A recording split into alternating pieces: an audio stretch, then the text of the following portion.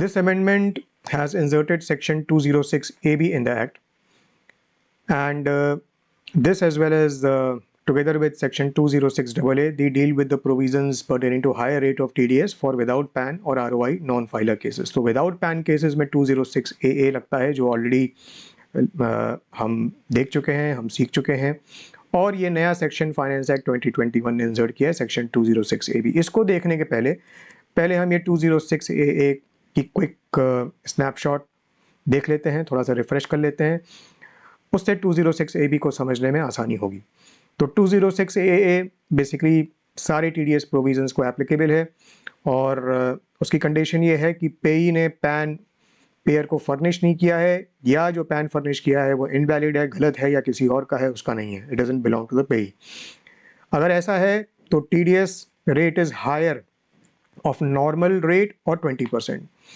This 20% becomes 5% in the case of 194O and 194Q. तो मोटे मोटे तौर पे हायर ऑफ नॉर्मल रेट और 20%। अगर हम फाइनेंशियल ईयर 21-22 की बात करें, जो कि हमारे असेसमेंट ईयर 22-23 के लिए रेलिवेंट है, तो ये 206AA is effective through out. ठीक है, अब देखते हैं ये 206AB जो एक नया सेक्शन इंट्रोड्यूस हुआ है। This pertains to cases of ROI non-filers.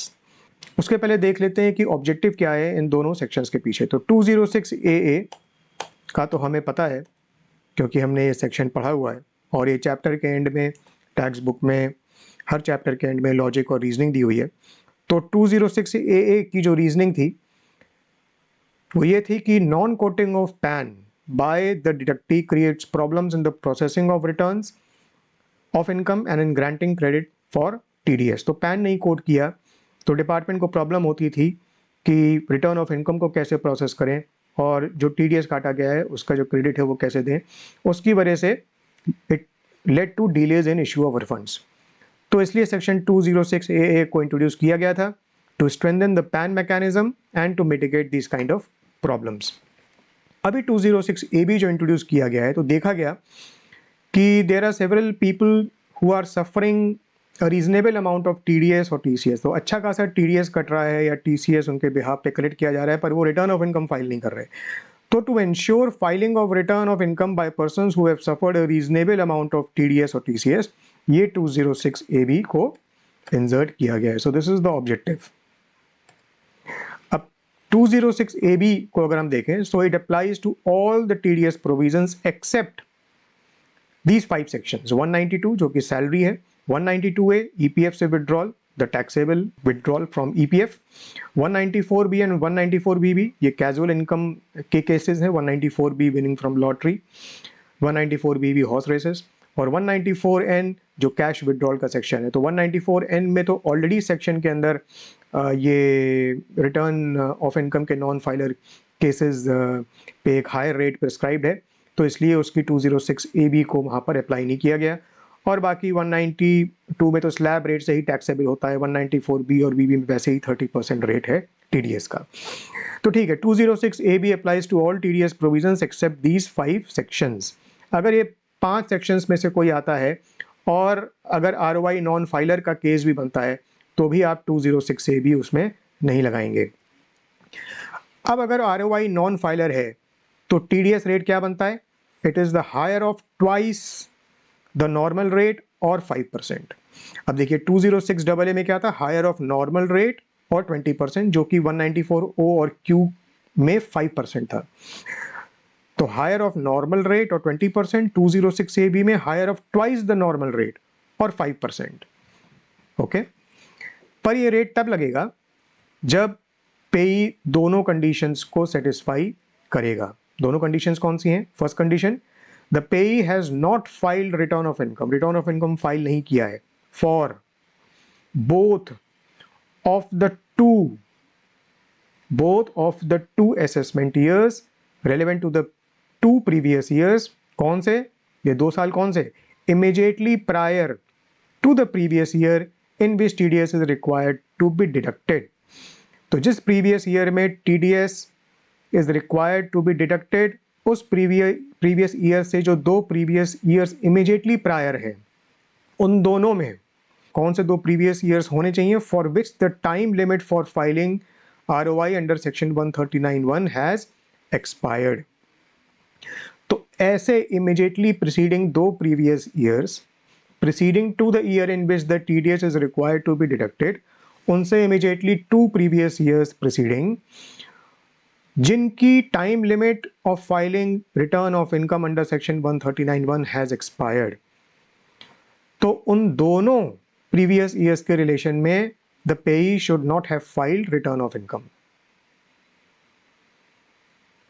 एक कंडीशन तो ये है, और दूसरी कंडीशन ये है कि aggregate of TDS deducted and TCS collected in his case is 50,000 और more in each of these 2 previous years. तो नंबर 1 में जो 2 प्रीवियस ईयर्स हमने आइडेंटिफाई किए, उन दोनों में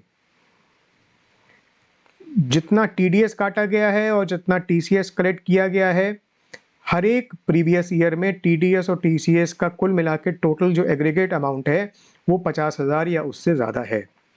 और ये 1 और 2 क्यूमुलेटिव कंडीशंस हैं, इसलिए एंड लगा हुआ है बीच में।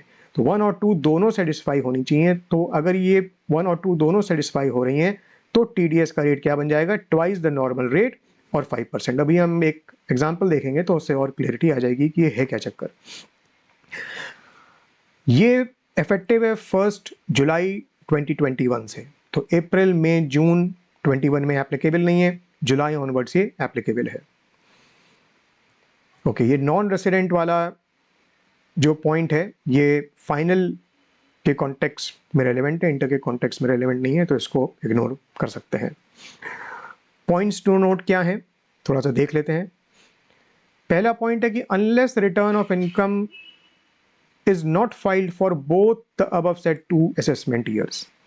इसमें लिखा हुआ है कंडीशन नंबर 1 में कि दोनों सालों की रिटर्न ऑफ इनकम फाइल नहीं होनी चाहिए, एक की है एक की नहीं है, तो 206A भी नहीं लगेगा। तो unless return of income is not filed for both the above set 2 assessment years and TDS TCS is 50,000 or more in each of the 2 previous years,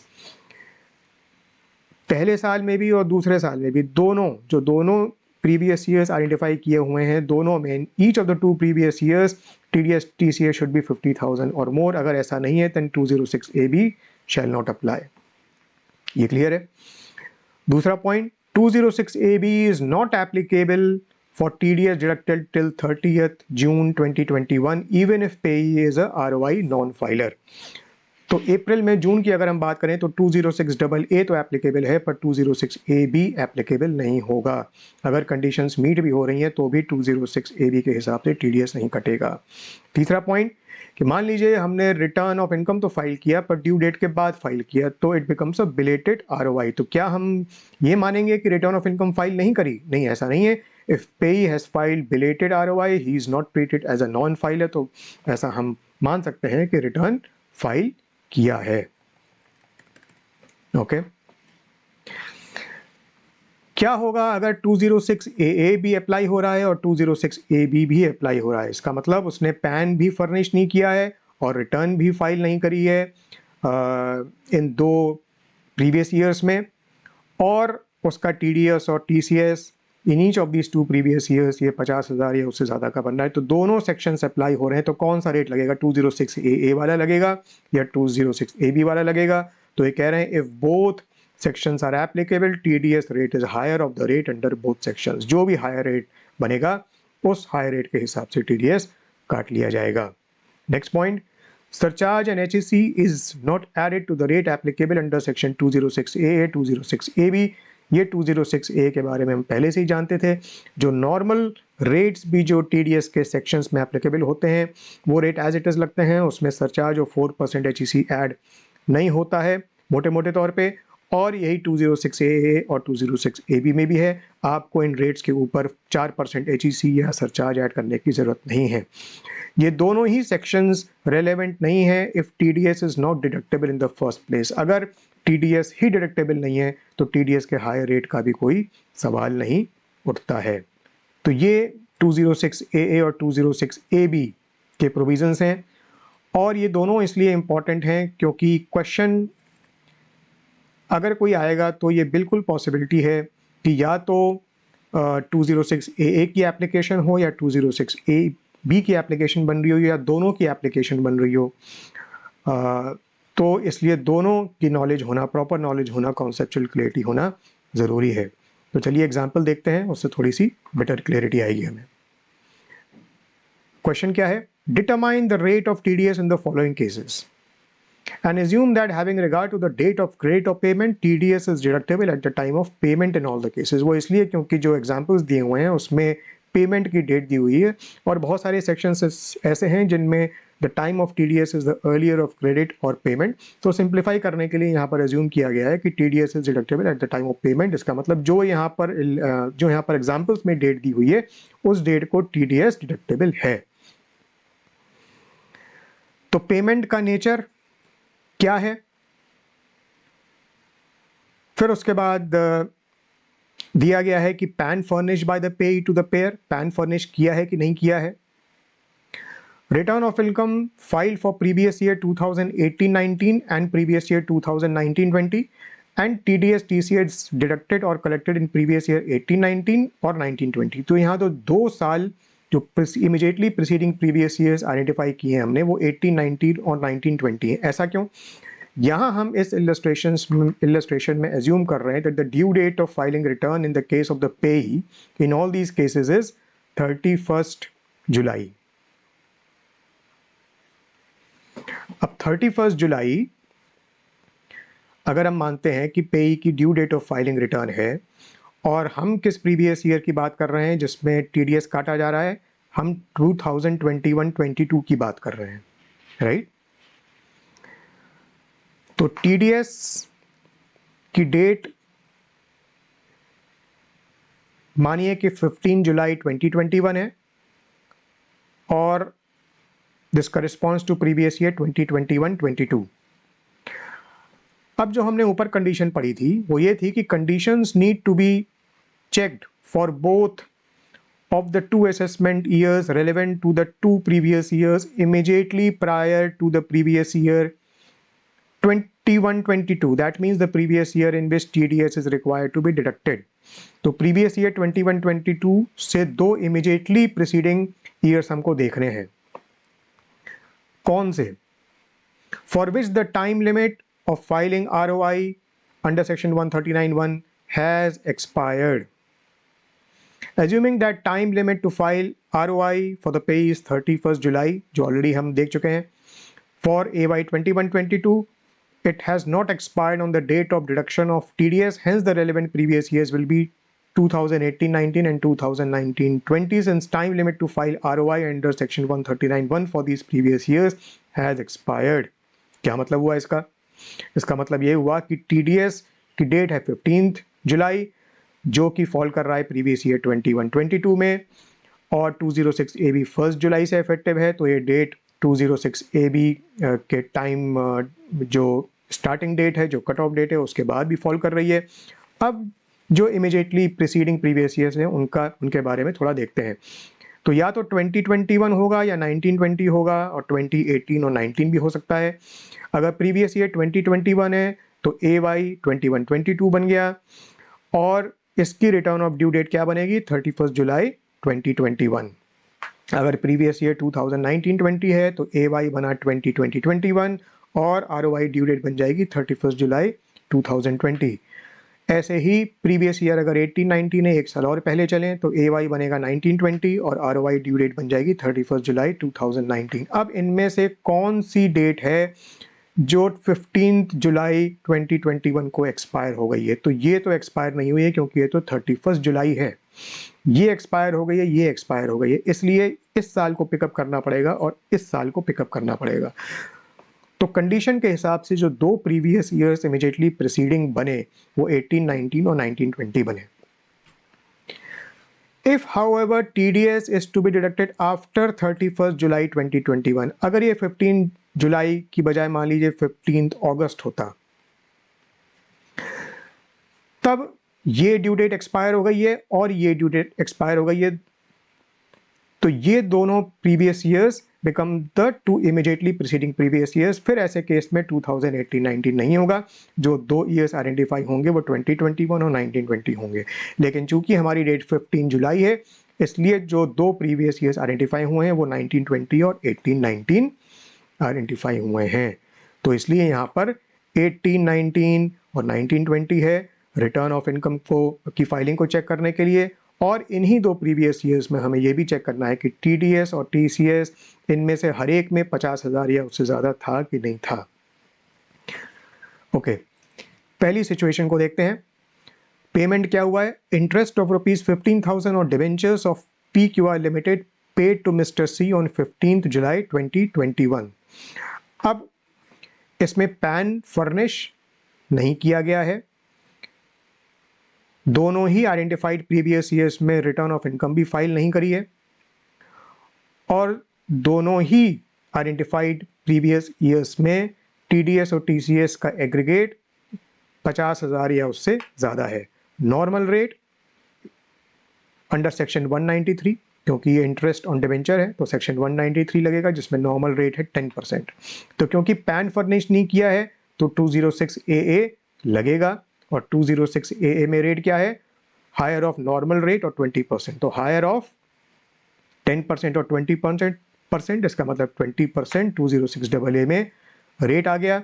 अब 206 AB में क्या होगा, 206 AB की भी कंडीशन सेटिस्फाई हो रही हैं, और इसमें रेट है higher of twice the normal rate of 5%। तो हायर ऑफ ट्वाइस 20%, इसका मतलब हायर ऑफ 20% और 5%, तो यहाँ भी 20% बन गया। दोनों में 20% है, तो इसलिए 20% के हिसाब से 50,000 पे TDS लग जाएगा। दूसरा केस लेते हैं।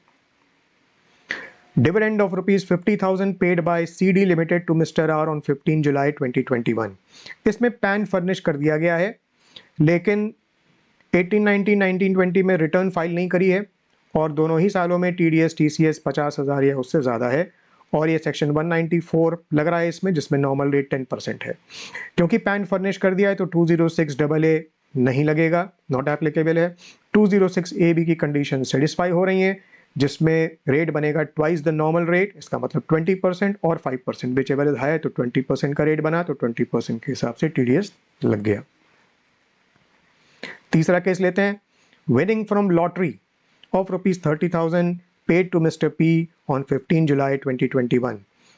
तो विनिंग फ्रॉम लॉटरी है, इसमें पैन फर्निश नहीं किया गया है, रिटर्न ऑफ इनकम भी दोनों ही आइडेंटिफाइड ईयर्स में फाइल नहीं करी हुई है, और दोनों ही ईयर्स में TDS TCS 50,000 या उससे ज़्यादा है, और ये 194B में फॉल कर रहा है, जिसमें नॉर्मल रेट 30% है। 206 AA अप्लाई हो रहा है क्योंकि पैन फर्निश नहीं किया है, तो रेट लगेगा 206 AA में नॉर्मल रेट और 20% विच एवर इज हायर, तो 30% is higher. 206 AB will not apply, क्योंकि 206 AB में स्पेसिफिकली दिया हुआ है कि 194B में ये प्रोविज़न नहीं लगेगा, तो रेट हमारा बना 30%। नॉर्मल सेक्शन में भी 30% था, 206 AA में भी 30% ही आ गया, तो ये रेट बना।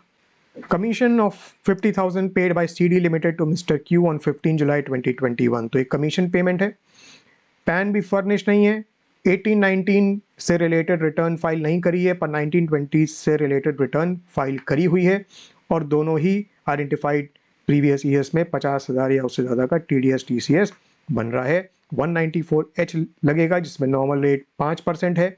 206 AA लगेगा क्योंकि पैन फर्निश नहीं किया है, हायर ऑफ नॉर्मल रेट और 20%, तो 20% रेट लग रहा है 206 AA में। 206 AB इसलिए नहीं लगेगा क्योंकि एक आइडेंटिफाइड ईयर में रिटर्न फाइल करी हुई है, तो सारी कंडीशंस मीट नहीं होनी। 206 AB निकल गया, तो बचा 206 AA, इसलिए 20% के हिसाब से यहाँ पर TDS लग जाएगा।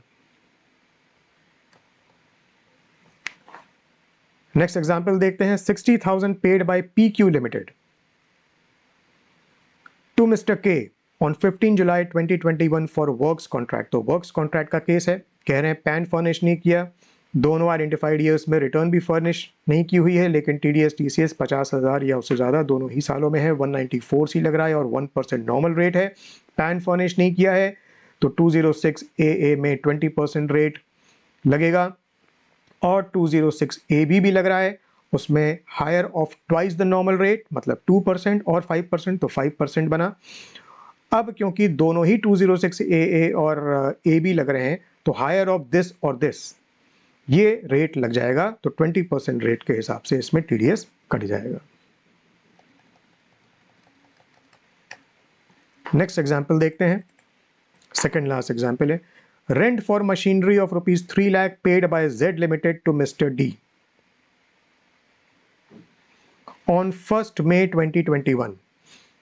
तो रेंट पे किया हुआ है 3 लाख का, 1 मई 2021 को पे किया हुआ है, पैन फर्निश किया हुआ है, दोनों आइडेंटिफाइड ईयर्स में रिटर्न फाइल नहीं करी हुई है और दोनों ही सालों में 50,000 या उससे ज़्यादा का TDS TCS बन रहा है। 194I है जिसमें नॉर्मल रेट 2% है, क्योंकि पैन फर्निश किया गया है इसलिए 206 AA नहीं लग रहा, 206 AB भी नहीं लगेगा क्योंकि 1 जुलाई 2021 के पहले की डेट है पेमेंट की, इसलिए जो नॉर्मल रेट है 2% के हिसाब से ही TDS कटेगा। लास्ट एग्जाम्पल, यहाँ पर भी रेंट फॉर मशीनरी पे किया जा रहा है 3 लाख का, paid by Z limited to mister D on 15 July 2021। तो यहाँ पर डेट बदल दी गई, 15 जुलाई कर दी गई, यहाँ पर पैन फर्निश किया जा रहा है और दोनों आइडेंटिफाइड ईयर्स में रिटर्न की फाइलिंग नहीं है, और एक में TDS TCS 50,000 या उससे ज़्यादा है और एक में 50,000 से कम है। नॉर्मल रेट 194I में 2% है, क्योंकि पैन फर्निश किया है तो इसलिए 206 AA नहीं लगेगा और 206 AB भी नहीं लगेगा, क्योंकि ये कंडीशन तो रिटर्न ना फाइल करने की कंडीशन तो सेटिस्फाई हो रही है, लेकिन 50,000 या उससे ज़्यादा की जो कंडीशन है वो एक साल में मीट हो रही है, दूसरे साल में एक साल में मीट नहीं हो रही है, इसलिए 206 AB की सारी कंडीशन सेटिस्फाई नहीं हो रही हैं, इसलिए जो नॉर्मल रेट है 2% के हिसाब से ही आपका TDS बनेगा। तो ये हो गई बात 206 AA और 206 AB की। 206 AB has been newly inserted by the finance act 2021। यहाँ पर एक चीज़ बता दें, थोड़ा सा नोट कर लीजिएगा, ये section 194IB which we have studies which we know, this deals with rent of land or building in the case of individual or HUF, और इसमें जो पेयर होता है वो होता है इंडिविजुअल और HUF who is not covered under section 194I and who is making a payment of rent for land or building to a resident where rent is more than 15,000 on a monthly basis।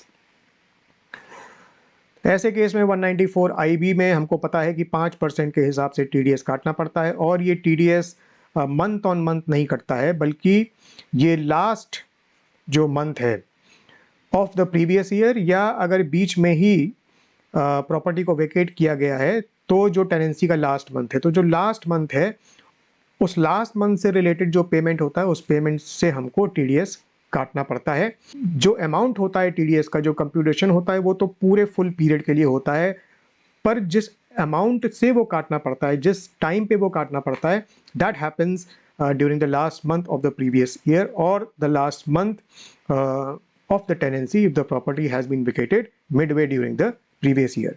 अब यहाँ हम already सीख चुके हैं कि अगर without pan case है 206 AA है तो हायर ऑफ 5% और 20%, तो 20% के रेट से 206 AA में रेट लगता है। और ऐसे केस में क्योंकि लास्ट मंथ के रेंट से हमको TDS काट के और वो रेंट पे करना है, तो TDS should not exceed the rent payable for the last month और the last month of tenancy.